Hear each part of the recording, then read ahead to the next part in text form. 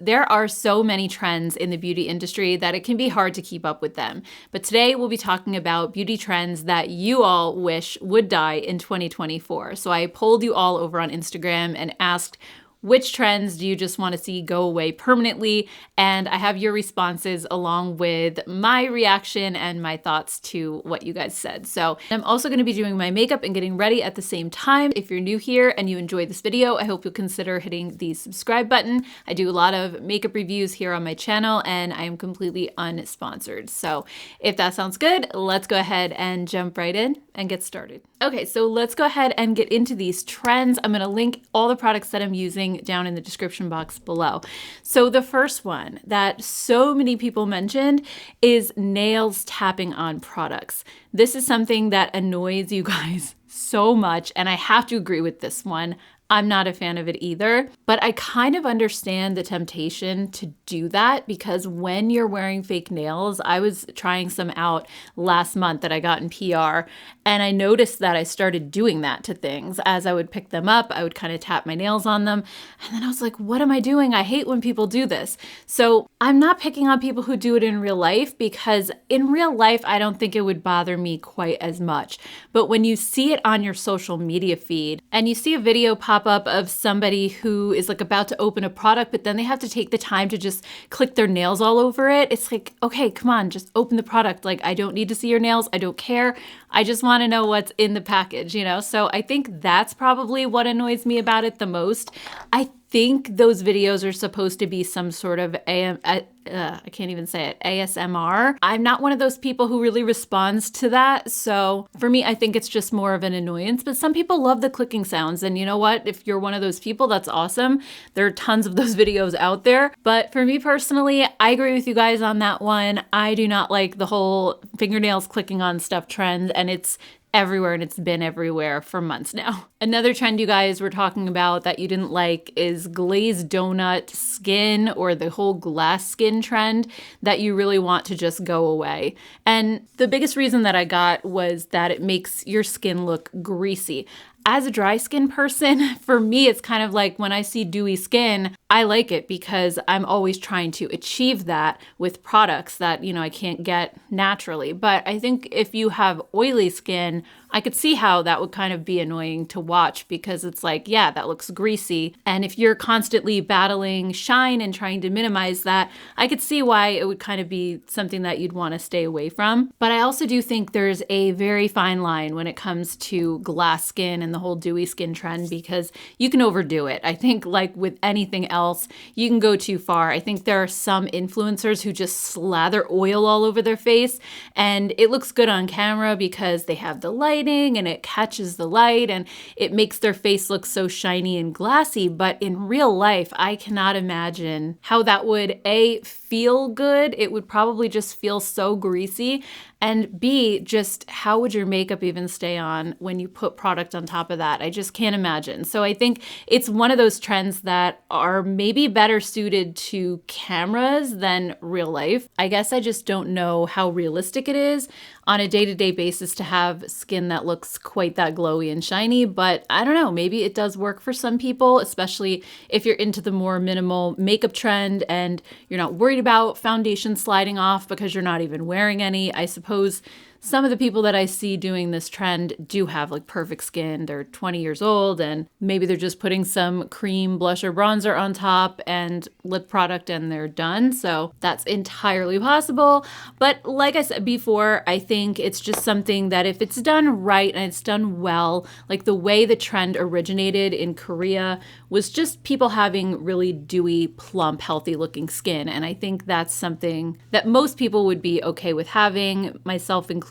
I think it's just when people go too far with it is when it starts to annoy people, I think. Another trend that so many of you complained about, which it's not really a new trend, it's been around for a long time, is contouring. And this is something, like I said, contouring's been a thing since what, the 2016 days of, YouTube heyday. And I guess it's never really gone away. I have seen it die down somewhat. I don't see it a lot anymore.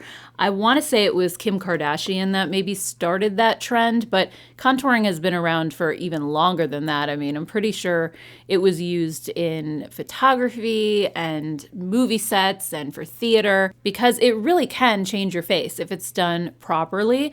It's just that, like I was saying with the glass skin thing, sometimes people can overdo it, or if it's done incorrectly, then it just kind of looks silly. So it's just something that I don't personally do. I did try my hand at contouring a long time ago when it was first kind of trending in popularity, and honestly, it didn't work out well at all. Like, I thought it looked good when I was in the house, when I was in front of my mirror. I had the sculpted cheeks, the chiseled jawline, I slimmed my nose. Then I went outside and I was in my car and I just happened to look in the rear view mirror.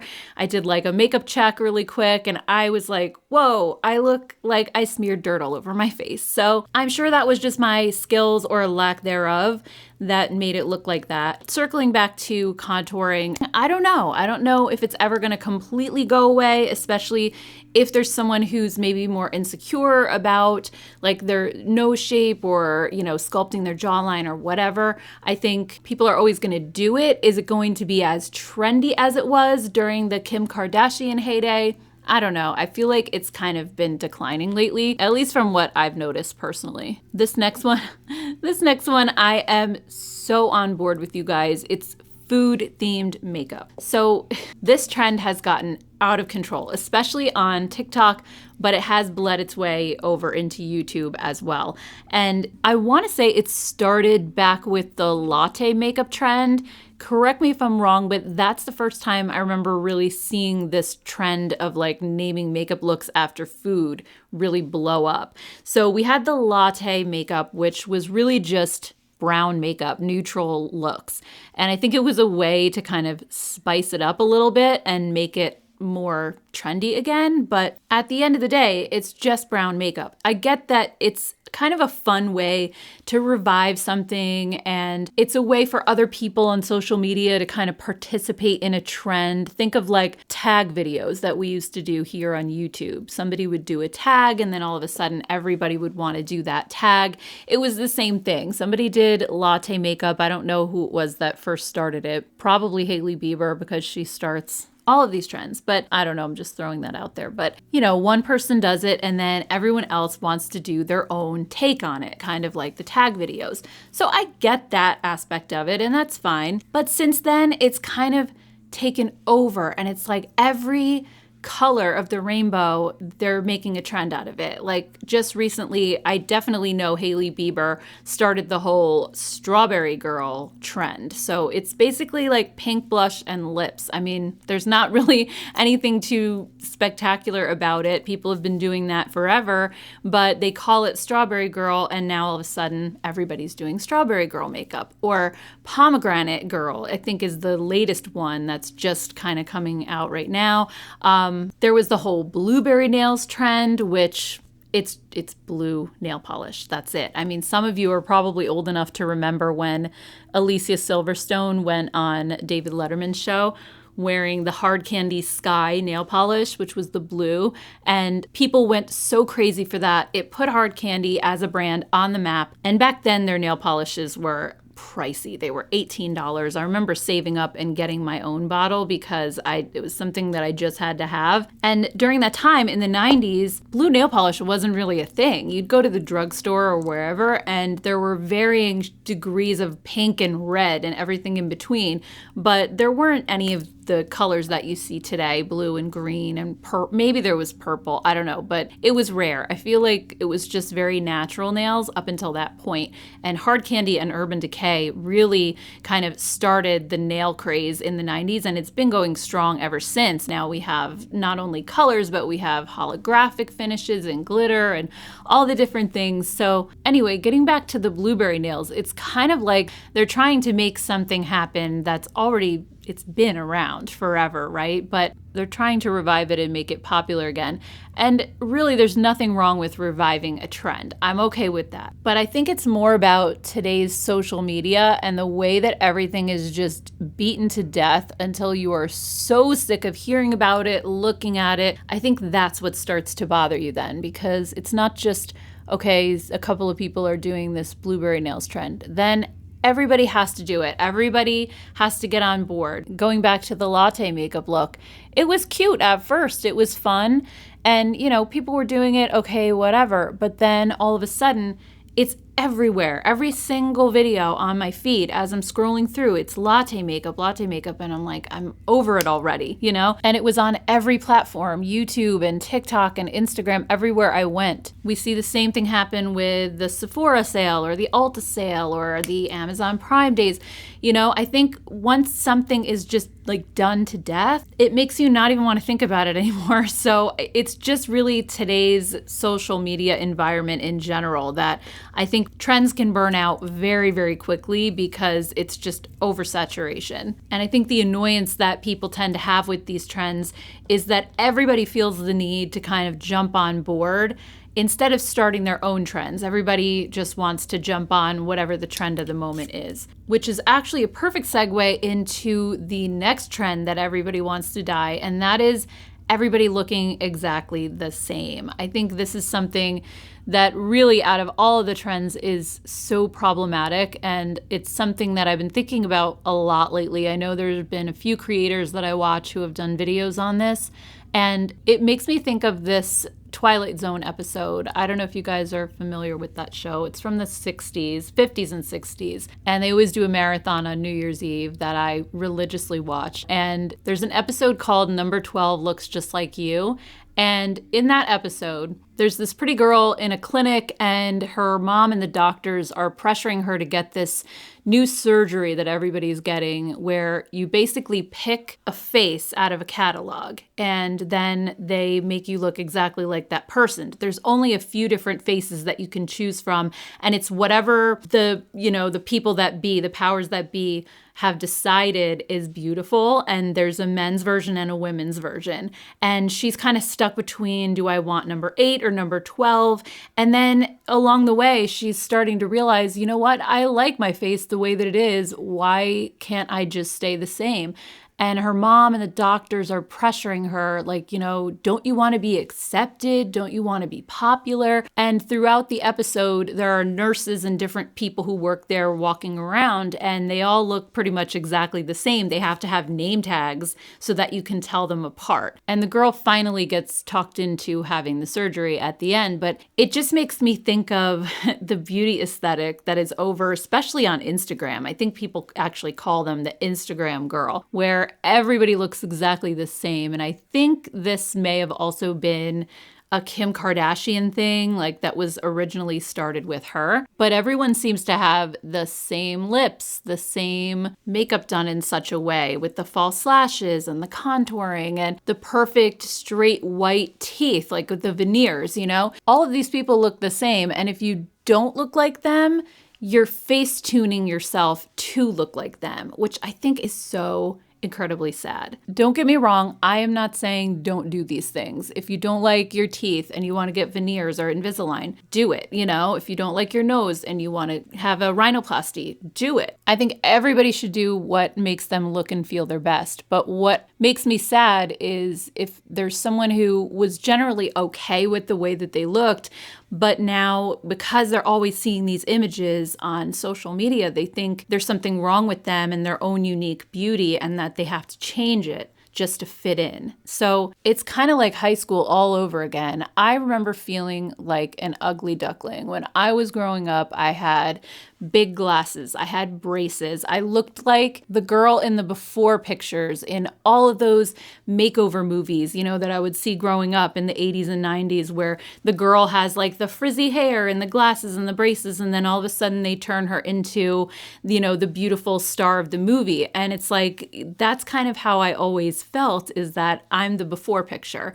And that was how I always thought of myself. And I always wished every day that I could be beautiful like the girls at school, that I could be effortlessly beautiful.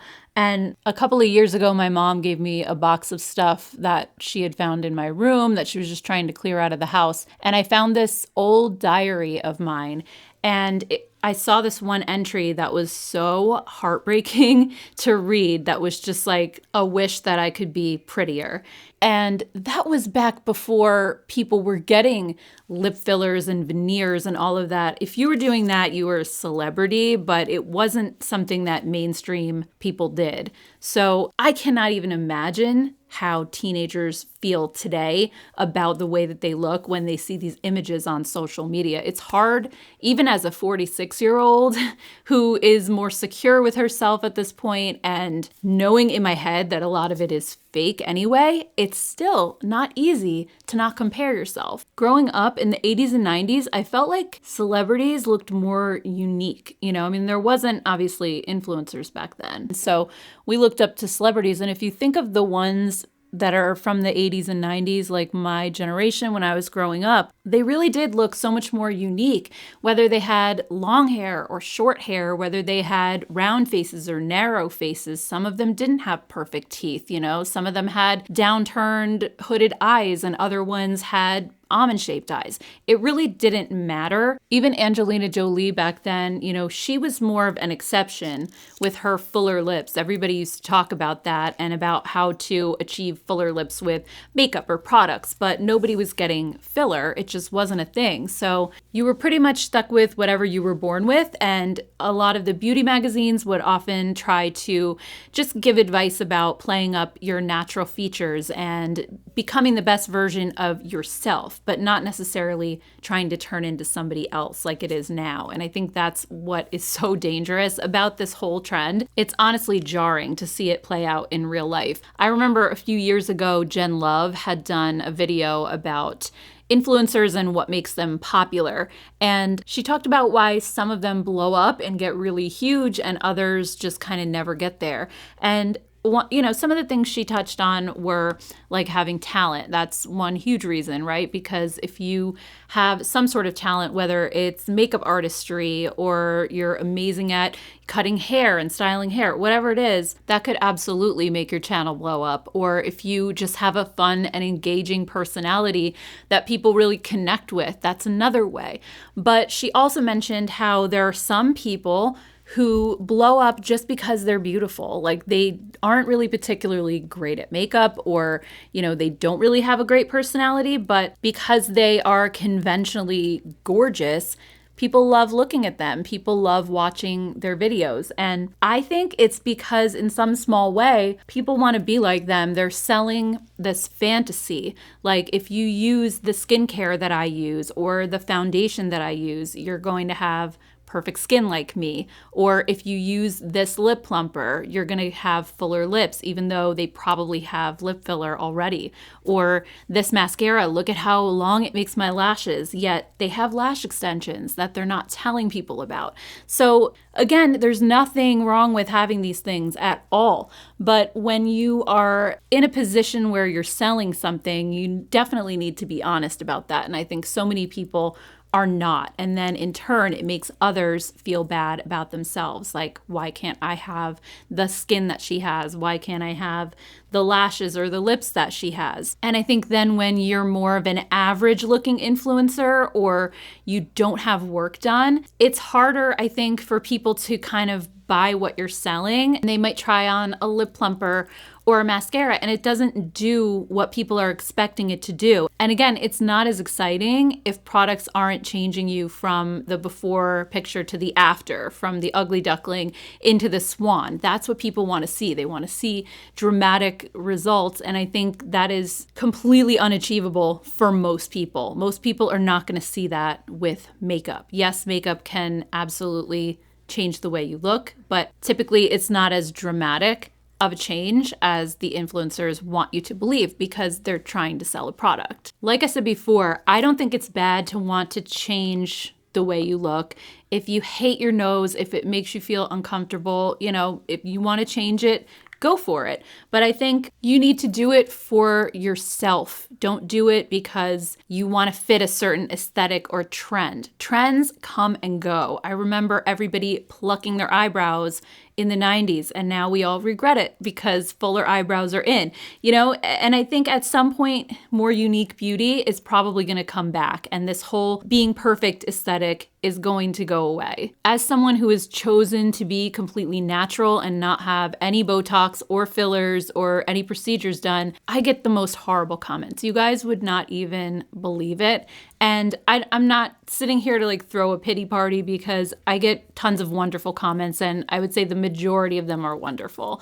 But the negative comments do sting because, again, I think partly it's the past, when you think back to high school and how I always felt ugly. Even though I don't feel that way now, it can sometimes bring those insecurities back up to the surface. And it's just crazy that, we're here in 2024 and people still think it's okay to tell somebody that, why is your eyebrow crooked? Or, why don't you get Invisalign? Or your teeth are hideous, get them fixed, Maybe I don't want to get Botox to correct my eyebrows, and I don't know why it triggers so many people. My eyebrows actually, when I relax my face, they're the same. It's just that when I talk, and that's when you see me, is when I'm talking on camera, is when I tend to raise this one more than this one. So the muscles underneath this side are stronger than the ones over here.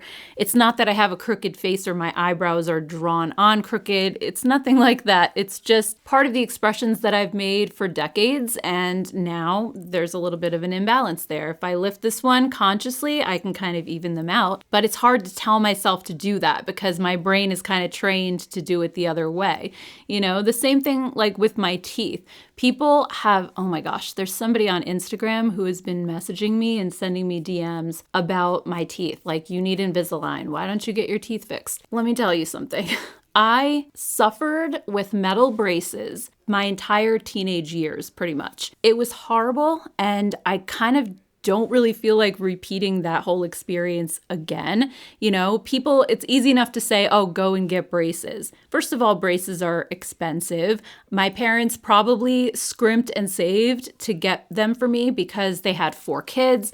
We were a one-income family, so I'm sure that was not easy for them at all. But for a while, I did have perfect teeth. Unfortunately, as I've gotten older into my adult years, they moved back.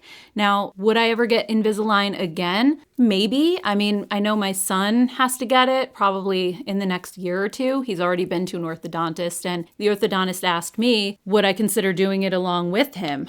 Maybe, but I don't know. If I did, it would be for myself. I don't know that I necessarily want to go through all of that again, and the pain and, the annoyance. I know Invisalign is probably a little better than having metal braces, but I really have to have an honest conversation with myself and wonder, if I were going to do it, is it because I want it, or is it because it's to conform to the beauty standard of the day? I mean, honestly, my teeth are healthy, they're clean. It's just they're crooked. So what? Why does that trigger people? I don't know. But again, I think it's because they're so used to looking at perfection. I think when they don't see perfection, then that's jarring. And I think there's something very wrong with that. So I think we need to get back to embracing the uniqueness in people.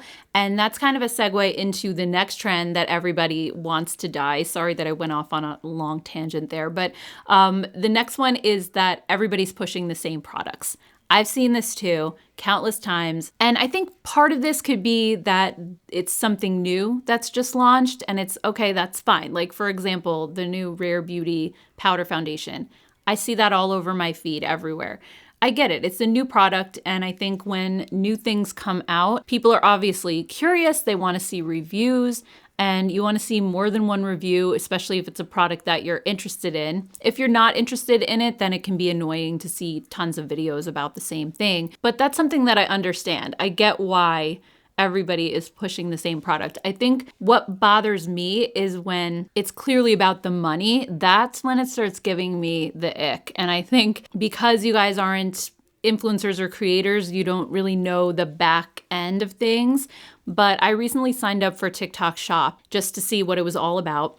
And there are specific products on TikTok, especially, that the brands want to promote, and they're offering insane commissions to anybody who will promote these products. So one of the things I see advertised so much is this Medicube skin device where the influencers are like rubbing it all over, and it's supposed to help your skincare penetrate deeper.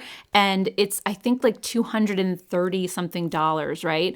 But they're paying 30% commission on this product. So each influencer is making, I think, $69.30 every single time they sell one, which that adds up really, really fast, right? So that's why everybody's kind of clamoring to review this specific product. Same thing with like the Tarte Fake Awake pencil. That's not a new product. It's been out for years and years, but Tarte is paying everybody a good commission to push this. So once I signed up for TikTok Shop and I saw the back end of this, it all kind of clicked and made sense. Okay, these products at the top here that are paying the most are literally the things that I've been seeing everybody pushing. Now, this isn't only on TikTok, because on YouTube, the same thing goes on. I'm part of an affiliate network, Reward Style. I'm a part of a few different ones.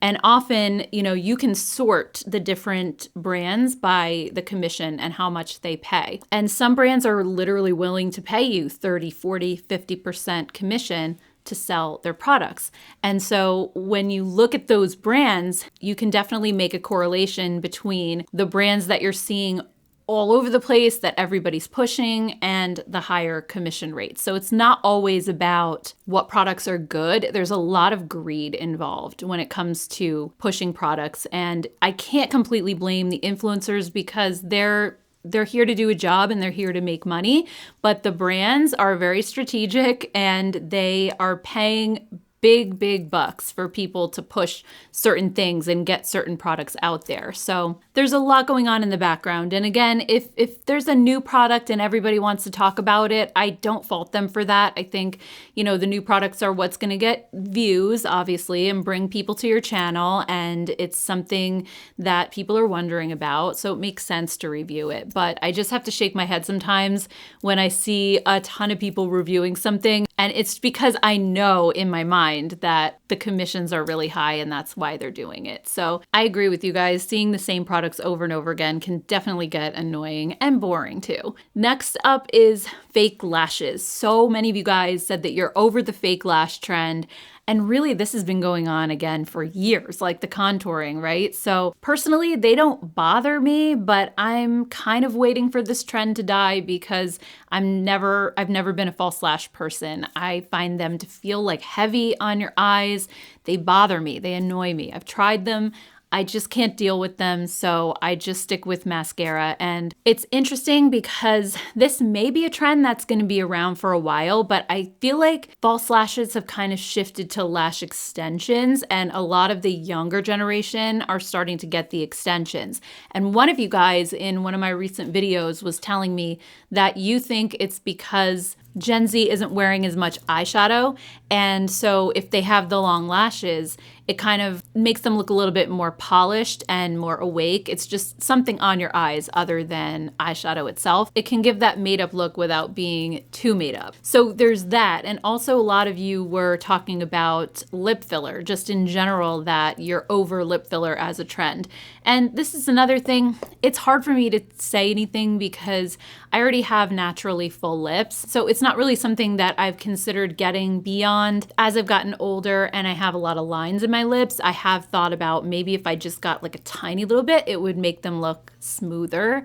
But I never ended up doing it. I think if I just stick to balms and glosses and just avoid the matte lipsticks, I find that I can smooth out the lip lines pretty well that way, and I really don't need to go the route of filler. But like I've been saying throughout this video, I think it's important to just do what makes you feel the most confident. And if that's lip filler, that's great.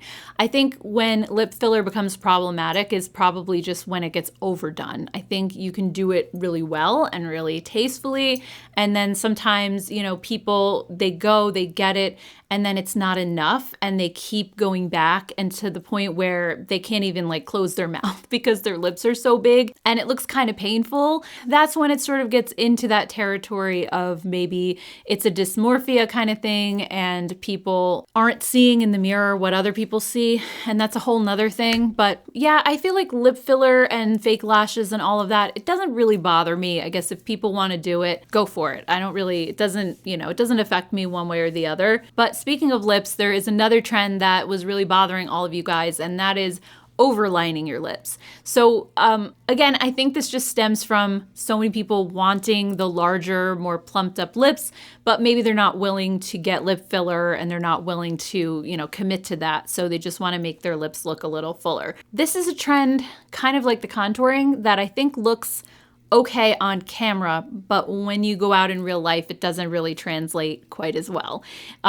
Lip liner above your lips can definitely look very obvious when you see it in person. So this is another thing I think people do on camera, and then those who are watching may think, oh, I'm going to emulate this. I'm going to try it because it looks good on the screen. But then in real life, you're like, this looks totally weird. Why did I do this? If you're interested in getting fuller lips with just makeup, I highly recommend a video that I saw very recently from Smitha Deepak. She is here on YouTube and I love her channel. She has a lot of videos about hooded eyes, and that's why I started following her initially, but her makeup tips are just amazing. And she did this video where she talked about how to get larger lips without overlining them. And her method was to conceal kind of on the sides here, and it makes your lips look shorter this way so that it makes them look a little bit taller this way. And then she also talked about lining them just right along your natural lip line, but only doing it more in the center. And again, that's going to just make your lips go this way and look a little taller rather than lining them all the way to the edges. And I tried the tips and I thought they were genius. It really, really did work. And in the video, it makes such a huge difference on her as well. So yeah, when it comes to overlining lips, it's one of those things, again, I just kind of chalk it up to it looks good on camera, not so much in real life. Another thing that really bothers you guys, another trend, is thinking that only luxury makeup and skincare are worth buying. Yeah, I think this is a troubling trend for sure. And it's interesting because for a while there, like I built my whole channel on drugstore makeup. Drugstore makeup had a huge moment several years ago, and everybody was really interested in finding dupes for the high-end makeup and all of that. But now we're starting to see this shift in the last year or two to more people buying high-end makeup. And I noticed I've been getting a lot of comments on videos from people who say, I've given up trying to find XYZ at the drugstore, so I just buy the high-end version, which I don't think there's anything wrong with that. I think in general, as a society, and after the huge makeup boom that we saw a couple years ago when everybody kind of bought too much, we're starting to see that shift now towards more underconsumption a little bit, and people seem to be buying fewer products, but then spending more money on each individual product, if that makes sense. So they're just buying less, but spending a little bit more and maybe buying a luxury item instead of 3 or 4 drugstore products. And I think that while consumers are starting to slow down with makeup, brands are still churning out makeup at this super fast rate. And they've done that because of the big makeup boom that we had, and they're still going. And I think during that time, that push for new products to constantly being rolled out, we've seen a decrease in some of the quality, especially when it comes to the drugstore brands. They've started to become a little bit more hit or miss again. And I've noticed that for a while there, when the drugstore brands would release new makeup once or twice a year, there were some incredible things that came out. And now we're seeing, sometimes, not to pick on e.l.f., but I've seen a very hit or miss pattern with them lately, where there are some things that come out and it's just awful, and then other things that are a huge hit.